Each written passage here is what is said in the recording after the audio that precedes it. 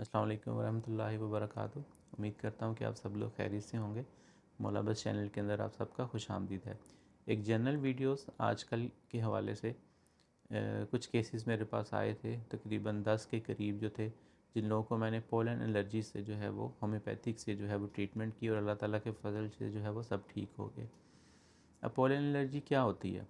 جب موسم آتا ہے بہار کا اور پودے جو ہیں وہ اپنے بیج اور پولن جو ہے وہ ہوا میں چھوڑتے ہیں، تو کچھ لوگوں کو اس چیز سے بہت زیادہ الرجی ہوتی ہے، وہ بہت زیادہ حساس ہوتے ہیں اور ان کو کافی زیادہ سمٹمز آتی ہیں۔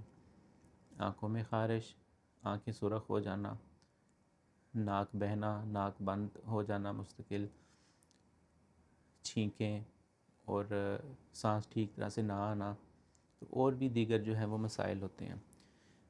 ہومیوپیتھک میں ہر ایک علامات کے اوپر کچھ نہ کچھ دوائیاں جو ہیں وہ موجود ہیں۔ جب ان کے اوپر دوائیاں دی گئیں تو اس تمام کے تمام جو تھے پیشنٹ جو تھے وہ ٹھیک ہو گئے تھے۔ ہر دوائی کا تفصیل سے بتانا تو ممکن نہیں ہے، لیکن ایک دوائی جو پولن الرجی کی مین دوائی ہے وہ پولن کے نام سے ہی ہے، POLLEN۔